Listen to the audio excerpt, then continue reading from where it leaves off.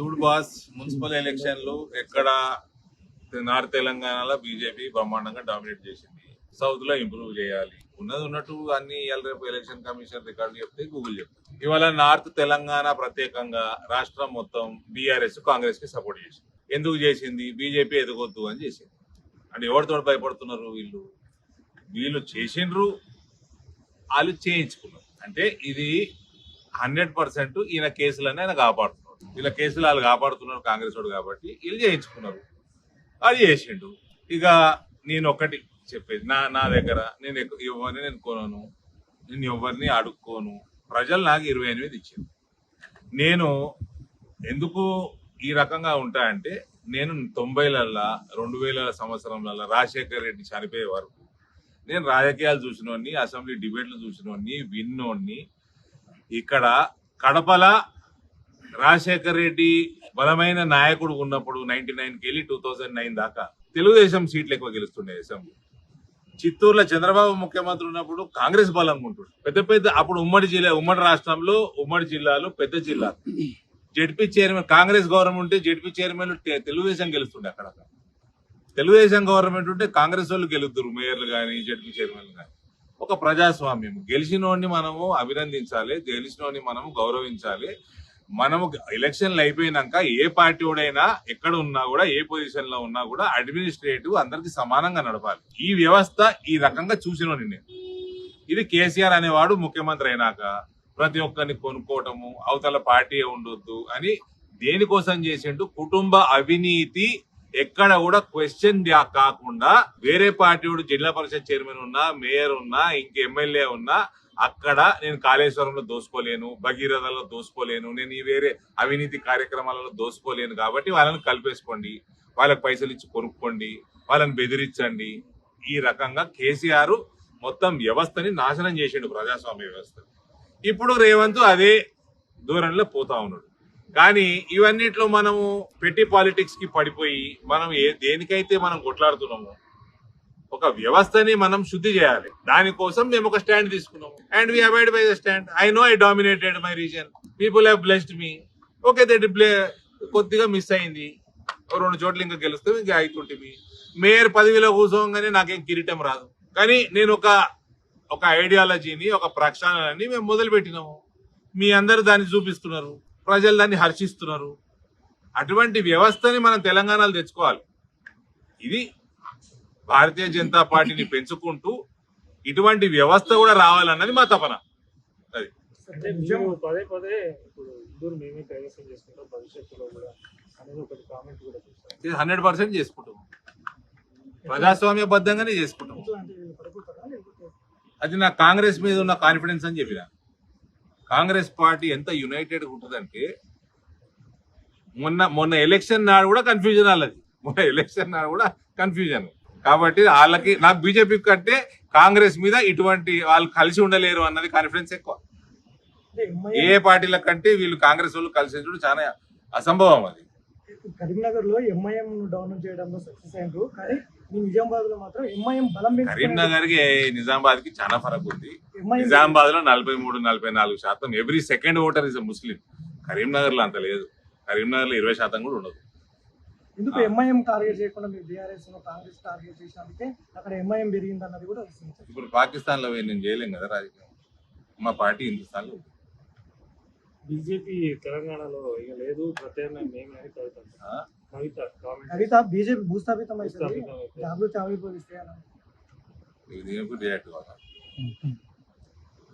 ఇప్పుడు కావాలంటే అంటే నిజామాబాద్ నుంచి ఆమె అడుగు పడుతుంది అన్నది. ఎవరు భూస్థాపితమైనరు, ఎవరి వల్ల భూస్థాపితమైనరు, ఎవరు ఏ పార్టీ వల్ల భూస్థాపితమైనరు మీకు తెలియదా, నాకు తెలియదా, ఆమెకు తెలియదా? చెప్పండి. ఎందుకు అంత ఇంపార్టెన్స్ ఇవ్వాల్సిన అవసరం లేదు. మహిళ, మా జిల్లా కోడలు, గాడ్ బ్లెస్ హర్. అంటే మీ సెగ్మెంట్ లోనే మెట్పల్లి కానీ రాయపల్లి కానీ మీ చేతిలో ఉన్నా కూడా మా చేతులు ఎట్లున్నాయి బ్రదర్? ఇప్పుడు మాకు రావద్దని అన్ని పార్టీలు కలిసినాయి. బీఆర్ఎస్ కాంగ్రెస్ కి ఓటేసింది. ఇప్పుడు జీవన్ రెడ్డి గారు కూడా పెద్ద మనిషి, we all have sympathies towards him. ఆయన మళ్ళా ఏడుపు స్టార్ట్ చేసిండు ఎలక్షన్లు అయిపోయినాక. ఎలక్షన్లలో చూపెట్టారు మీ ప్రతాపం. ఎందుకు సపోర్ట్ చేసినావు మరి కాంగ్రెస్ కి? సంజయ్ కుమార్ కాంగ్రెస్ కి ఎందుకు సపోర్ట్ చేసి? డిఫర్ కానుంటే డిఫర్ కాలేదు, వాళ్ళ మనుషులు చేసుకున్నారు.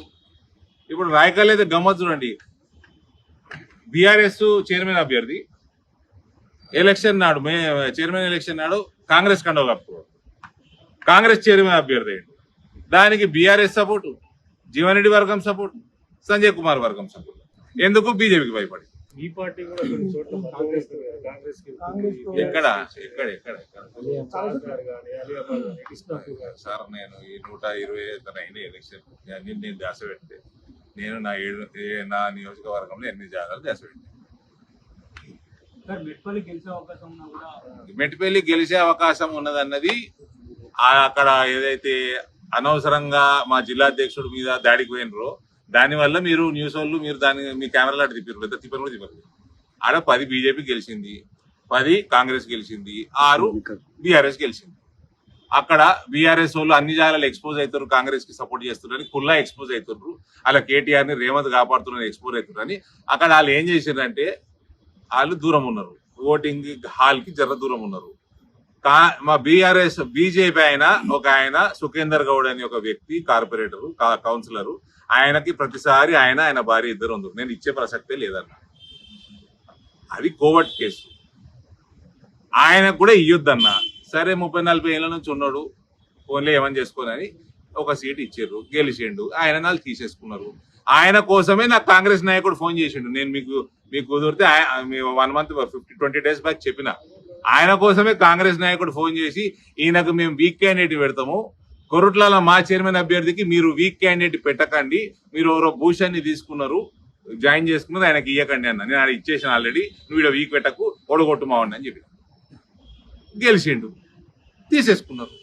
నాకు బ్రహ్మాండమైన ప్రక్షాళన అయింది. నా చేతికి మరకగా అంటకుండా 30-40 సంవత్సరాల నుంచి జెండా మోస్తున్నాము అని జెండా అమ్ముకున్నోడు వీకిండు. అట్లా జగిత్యాల వీకిండ్రు, కురుట్ల వీకిండ్రు, రాయకల వీక్తే ఇంకా మంచిది. ఇందూరు జిల్లా అయితే ఎప్పుడో ప్రక్షాళన చేసుకున్నాను, ఇవాళ జగిత్యాల జిల్లా కూడా ప్రక్షాళన అవుతుంది. ఇట్లా దొంగలు ఏ స్థాయిలో ఉన్నా కూడా వాళ్ళందరూ పీకాలి. ఓడైనా సరేనండి, ఈ పార్టీలో ఉంటే ఈ పార్టీ కోసమే పనిచేయాలా, ఆయన కమిట్మెంట్ ఈ పార్టీ కోసమే ఉండాలా. ఆడు పెద్దోడు కానీ చిన్నోడు కానీ. అది మా జిల్లా అధ్యక్షుడు చూసుకుంటాం, పార్టీ చూసుకుంటాం. ఎవరన్నా వస్తా అంటే తీసుకోకుండా ఎందుకుంటాము? వాళ్ళు మేము కొనుక్కోము, మాకు వ్యవస్థ క్లీన్ కావాలి. అపోజిషన్ వాళ్ళు గెలిస్తే వాళ్ళని మేము గౌరవిస్తాము. నా దగ్గర ఒక ఎంపీగా అవతలోడు వచ్చి ఏమైనా ఫండ్ అడిగినా నేను ఇస్తా. ఎలక్టెడ్ రిప్రజెంటేటివ్ అయితే ఇస్తాను, ఎందుకు ఇవ్వకూడదు? గౌరవించాలి.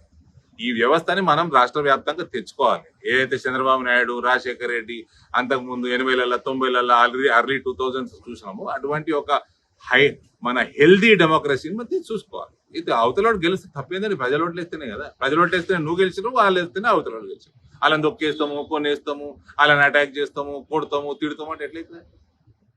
మీరు తెలుగు స్పష్టంగా చదవగలుగుతారా? తెలంగాణ యాస మీద మంచి పట్టు ఉందా? అయితే మీకోసం క్యూన్యూస్ ఒక మంచి అవకాశం కల్పిస్తుంది. ఇది ప్రత్యేకంగా విద్యార్థులు, గృహిణులు, వయసుతో సంబంధం లేకుండా ఎవరైనా సరే మీరు ఇంటి దగ్గర నుంచే పని చేసుకోవచ్చు. మీ వాయిస్తోనే ఇంట్లో ఉంటూనే మంచి ఆదాయం సంపాదించుకోవచ్చు. ఇంకెందుకు ఆలస్యం? వర్క్ ఫ్రమ్ హోమ్ కి ఇప్పుడే సంప్రదించండి. మా నెంబర్లు 8688926084, 8143001981.